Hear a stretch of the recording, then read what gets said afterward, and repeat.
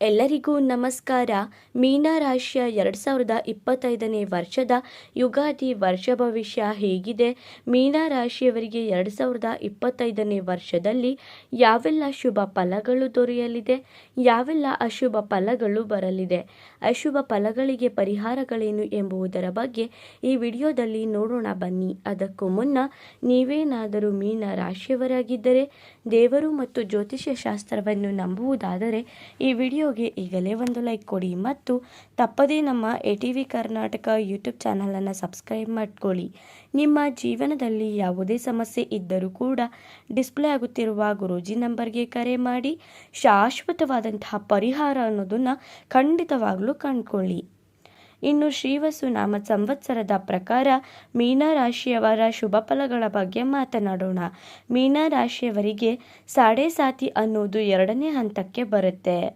ಶನಿದೇವ ತನ್ನ ಮೊದಲ ಹಂತನ ಮುಗಿಸಿ 2ನೇ ಹಂತಕ್ಕೆ ಬರೋದ್ರಿಂದ ಈ ರಾಶಿಯವರಿಗೆ ಯಾರು ಬಂದು ಏನೇ ತಲೆ ಕೆಡಿಸಿದ್ರು, ಇವರು ಜೀವನದಲ್ಲಿ ನೆಮ್ಮದಿಯಾಗಿರಬಾರ್ದು ಅಂತ ಟಾರ್ಚರ್ ಕೊಟ್ಟರು ಕೂಡ ಇವರು ಯಾವುದಕ್ಕೂ ತಲೆ ಕೆಡಿಸ್ಕೊಳ್ದೆ ಆರಾಮಾಗಿ ಇವ್ರ ಜೀವನನ ಈ ವರ್ಷ ಕಳೀತಾರೆ ಅಂತಾನೆ ಹೇಳ್ಬಹುದು.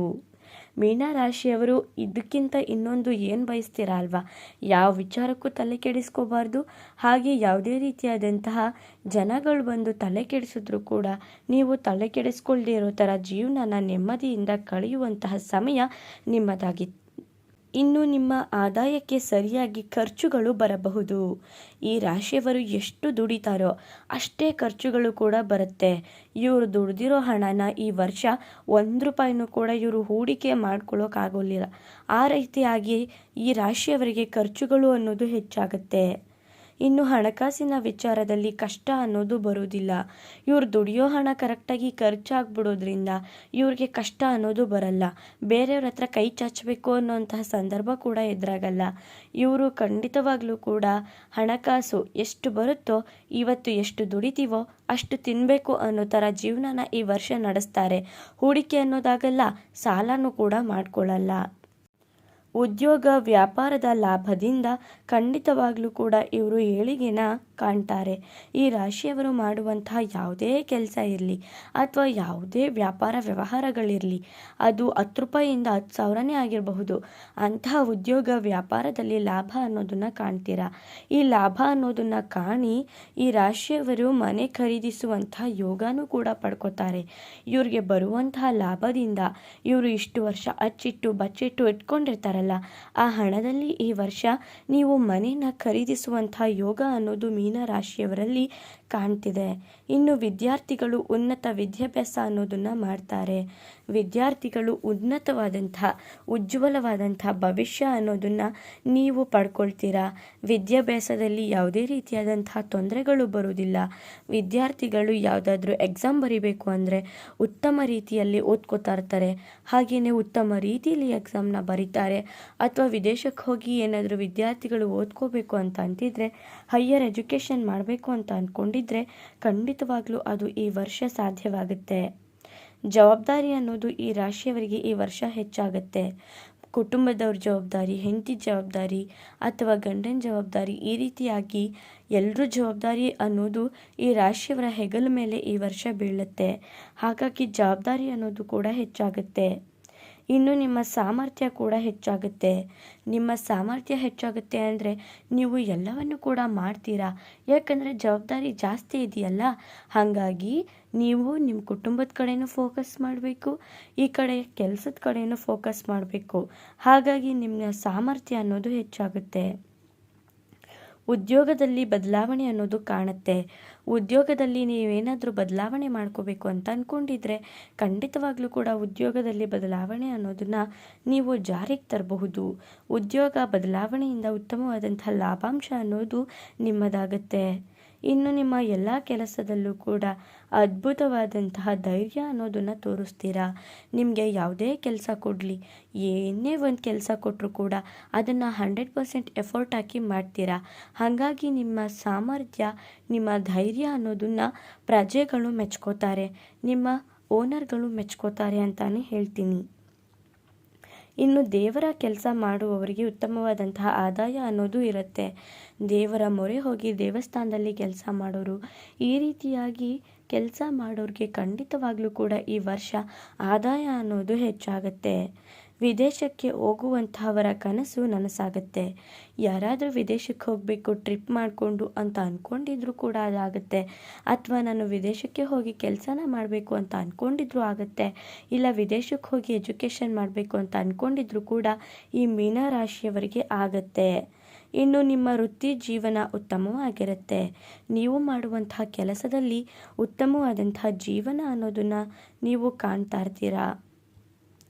ಶನಿಯಿಂದ ತೊಂದರೆ ಬಂದರೂ ಕೂಡ ದೇವರ ಮೊರೆ ಹೋಗೋದ್ರಿಂದ ನಿಮ್ಮ ತೊಂದರೆಗಳು ನಾಶವಾಗುತ್ತೆ. ಶನಿ ಭಗವಂತ 2ನೇ ಹಂತದಲ್ಲಿರೋದ್ರಿಂದ ಸಾಡೆ ಸಾತಿಲಿ ಸ್ವಲ್ಪ ತೊಂದರೆಗಳು ಕೂಡ ಹೆಚ್ಚಾಗಿ ಕಾಡಬಹುದು. ಆದರೆ ನೀವು ಶನಿ ಭಗವಂತ ಅಥವಾ ಆಂಜನೇಯ ಸ್ವಾಮಿಯ ಆರಾಧನೆ ಮಾಡೋದ್ರಿಂದ ನಿಮ್ಮ ಜೀವನದಲ್ಲಿರುವಂತಹ ತೊಂದರೆಗಳೆಲ್ಲ ಕೂಡ ನಿವಾರಣೆ ಆಗುತ್ತೆ. ಆಧ್ಯಾತ್ಮಿಕವಾಗಿ ಯೋಚನೆ ಅನ್ನೋದನ್ನು ಮಾಡ್ತೀರಾ. ಸಂಕಟ ಬಂದಾಗ ವೆಂಕಟರಮಣ ಅಂತ ಒಂದು ಗಾದೆನೇ ಇದೆಯಲ್ಲ, ಹಾಗಾಗಿ ನಿಮಗೆ ತೊಂದರೆ ಬರ್ತಿದೆ ಅಂದರೆ ನೀವು ದೇವ್ರ ಮೊರೆ ಹೋಗಬೇಕು ಅಂತ ಯೋಚನೆ ಮಾಡ್ತಿರ್ತೀರ. ಭಗವಂತನ ಕಂಪ್ಲೀಟಾಗಿ ನೀವು ನಂಬಿಡ್ತೀರ. ಹಾಗೆ ಭಗವಂತನ ಮೇಲೆ ಡಿಪೆಂಡ್ ಆಗಿಬಿಡ್ತೀರ. ಎಲ್ಲ ವಿಷಯಕ್ಕೂ ಕೂಡ ಭಗವಂತ ಭಗವಂತ ಭಗವಂತ ಅಂತಾನೆ ಯೋಚನೆ ಮಾಡ್ತಿರ್ತೀರ. ಹಾಗಾಗಿ ಈ ವರ್ಷದಲ್ಲಿ ಈ ರಾಶಿಯವರು ಕಷ್ಟ ಬಂದಿದ ತಕ್ಷಣ ದೇವ್ರ ಹತ್ರ ಓಡೋಗ್ಬಿಡ್ತಾರೆ ಅಂತ ಹೇಳ್ಬೋದು. ಇನ್ನು ದೇವಾಲಯಕ್ಕೆ ಹೋಗುವಂತಹ ಸಂದರ್ಭ ಹೆಚ್ಚಾಗುತ್ತೆ. ನೀವು ಯಾವುದಾದ್ರೂ ಪುಣ್ಯಕ್ಷೇತ್ರಗಳಿಗೆ ಹೋಗಬೇಕು ಅಂತ ಅಂದ್ಕೊಂಡಿದ್ರೆ ಪ್ರಯಾಣ ಯೋಗ ಕೂಡ ಇರೋದರಿಂದ ಈ ರಾಶಿಯವರು ದೇವಾಲಯಕ್ಕೆ ಹೋಗಬೇಕು ಅಂತ ಅಂದ್ಕೊಂಡ್ರೆ ಖಂಡಿತವಾಗ್ಲೂ ಕೂಡ ದೇವಾಲಯಕ್ಕೆ ಹೋಗ್ತಾರೆ. ಕಂಕಣ ಭಾಗ್ಯ ಅನ್ನೋದು ಈ ರಾಶಿಯವರಿಗೆ ಕಾಣಸಿಗುತ್ತೆ. ವಿವಾಹ ಆಗುವಂತಹ ಯೋಗ ಇರೋದ್ರಿಂದ ಈ ರಾಶಿಯವರು ವಿವಾಹಕ್ಕೆ ಪ್ರಯತ್ನ ಮಾಡ್ತಿರೋರು ಹೆಚ್ಚೆಚ್ಚು ಪ್ರಯತ್ನ ಮಾಡಿ ಖಂಡಿತವಾಗ್ಲೂ ಕೂಡ ವಿವಾಹದ ಯೋಗ ಅನ್ನೋದು ಈ ರಾಶಿಯವರಿಗೆ ಕಾಣಸಿಗುತ್ತೆ.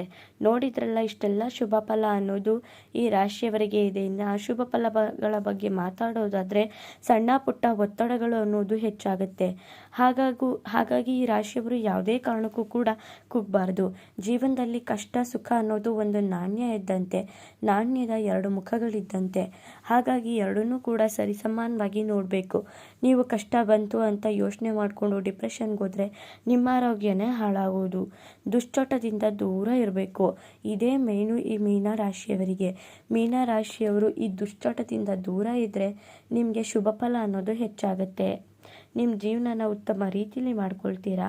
ನಿಮ್ಮ ಕಾರ್ಯಗಳಲ್ಲಿ ವಿಘ್ನಗಳು ಎದುರಾಗಬಹುದು. ನೀವೇನಾದರೂ ಒಂದು ವ್ಯವಹಾರಗಳನ್ನ ಮಾಡಬೇಕು ಅಂತ ಅಂದ್ಕೊಂಡಿದ್ರೆ, ಯಾವುದಾದ್ರೂ ಕಾರ್ಯಗಳನ್ನ ನಡೆಸಬೇಕು ಅಂತ ಅಂದ್ಕೊಂಡಿದ್ರೆ ಅದರಲ್ಲಿ ವಿಘ್ನಗಳು ಬರಬಹುದು. ಹಾಗಾಗಿ ಅಂತಹ ಕಾರ್ಯಗಳನ್ನ ನೀವು ಮುಂದೂಡೋದು ಉತ್ತಮವಾಗಿರುತ್ತೆ. ನಿಮ್ಮ ಯಾವುದೇ ಕೆಲಸ ಇದ್ದರೂ ಕೂಡ ಅರ್ಧಕ್ಕೆ ಬಿಟ್ಬಿಟ್ರೆ, ನೀವು ಯೋಚನೆ ಮಾಡಿಕೊಂಡು ನೀವೇನಾದರೂ ಅರ್ಧಕ್ಕೆ ನಿಲ್ಲಿಸ್ಬಿಟ್ಟಿದ್ರೆ ಖಂಡಿತವಾಗ್ಲೂ ಶುರು ಮಾಡಬಹುದು. ಮಾತಿನ ಮೇಲೆ ಹಿಡಿತ ಅನ್ನೋದು ಇರಬೇಕು ಈ ರಾಶಿಯವರಿಗೆ. ಈ ವರ್ಷ ಈ ರಾಶಿಯವರಿಗೆ ಮಾತಿನ ಮೇಲೆ ಹಿಡಿತ ಇದ್ದರೆ ಯಾವುದೇ ರೀತಿಯಾದಂತಹ ತೊಂದರೆ ಅನ್ನೋದು ಆಗಲ್ಲ. ಈ ವರ್ಷ ಮೀನರಾಶಿಯವರಿಗೆ ಮಿಶ್ರ ಫಲ ಅನ್ನೋದು ಸಿಗುತ್ತೆ. ಈ ಕಡೆ ಒಳ್ಳೆಯದು ಆಗಲ್ಲ, ಈ ಕಡೆ ಕೆಟ್ಟದ್ದು ಆಗಲ್ಲ, ಮಿಡಲಲ್ಲಿ ಇರ್ತೀರಾ. ಇನ್ನು ಎಲ್ಲ ರೀತಿಯಾದಂತಹ ಒಳ್ಳೆಯದಾಗ್ತಿದೆ ಅನ್ನೋಷ್ಟರಲ್ಲೇ ಸಮಸ್ಯೆ ಅನ್ನೋದು ಎದುರಾಗಬಹುದು. ಇನ್ನೇನು ನಮ್ಮ ಜೀವನದಲ್ಲಿ ಒಳ್ಳೆಯದಾಗ್ತಿದೆ, ನಾನು ಪರವಾಗಿಲ್ಲ, ಬೇರೆಯವ್ರ ಥರ ಚೆನ್ನಾಗಿದ್ದೀನಿ ಅನ್ನೋಷ್ಟರಲ್ಲಿ ಈ ರಾಶಿಯವರಿಗೆ ಕಷ್ಟ ಅನ್ನೋದು ಬಂದ್ಬಿಡುತ್ತೆ. ಕಷ್ಟ ಸುಖ ಎರಡನ್ನೂ ಕೂಡ ಎದುರಿಸಬೇಕಾದಂತಹ ವರ್ಷ ಇದಾಗಿರುತ್ತೆ. ಆದಾಯಕ್ಕಿಂತ ಖರ್ಚುಗಳು ಕೂಡ ಹೆಚ್ಚಾಗಬಹುದು. ಇನ್ನು ಜುಲೈ ಮತ್ತು ನವೆಂಬರ್ ತಿಂಗಳಲ್ಲಿ ನೀವು ಆರೋಗ್ಯದಲ್ಲಿ ತೊಂದರೆನ ಅನುಭವಿಸ್ತೀರಾ. ಎಚ್ಚರಿಕೆಯಿಂದ ಇರಿ. ಇನ್ನು ಶುಭ ಫಲಗಳನ್ನ ನೋಡಾಯಿತು, ಅಶುಭ ಫಲಗಳನ್ನ ನೋಡಾಯಿತು. ಇನ್ನು ಅಶುಭ ಫಲಗಳಿಗೆ ಪರಿಹಾರಗಳೇನು ಅಂತ ನೋಡೋದಾದರೆ ದೈವ ಆರಾಧನೆ ಮಾಡ್ಕೊಳ್ಳಿ, ಅಮ್ಮನವರ ಪೂಜೆನ ಮಾಡ್ಕೊಳ್ಳಿ, ಪ್ರತಿನಿತ್ಯ ದೇವರ ದರ್ಶನ ಮಾಡಿ, ಸತ್ಯನಾರಾಯಣ ಸ್ವಾಮಿಯ ವ್ರತ ಮಾಡಿ, ಇಲ್ಲ ಅಂದರೆ ನವಗ್ರಹ ಆರಾಧನೆ ಮಾಡಿಸಿ, ಶನಿದೇವರಿಗೆ ತೈಲ ಅಭಿಷೇಕ ಮಾಡಿಸಿ. ಇಷ್ಟನ್ನು ನೀವು ಆದಷ್ಟು ಮಾಡ್ಕೊಳ್ಳೋದ್ರಿಂದ ನಿಮ್ಮ ಅಶುಭ ಫಲಗಳು ಕಡಿಮೆ ಆಗ್ತಾ ಬರುತ್ತೆ, ಶುಭ ಫಲಗಳು ಹೆಚ್ಚಾಗ್ತಾ ಹೋಗುತ್ತೆ. ನೋಡಿದ್ರಲ್ಲ ಈ ರಾಶಿಯವರ ಜೀವನ ಹೇಗಿತ್ತು ಅಂತ. ಈ ವರ್ಷ ನಿಮ್ಮ ರಾಶಿಯ ಬಗ್ಗೆ ನಿಮ್ಮ ಅನಿಸಿಕೆಯನ್ನು ಕಮೆಂಟ್ ಮಾಡಿ. ಹಾಗೆ ಮುಂದೆ ಹೊಸ ವಿಡಿಯೋ ಜೊತೆ ಬರ್ತಾ ಇರ್ತೀನಿ. ನಮ್ಮ ಚಾನಲನ್ನು ಸಬ್ಸ್ಕ್ರೈಬ್ ಮಾಡಿ, ಸಪೋರ್ಟ್ ಮಾಡಿ. Thank you.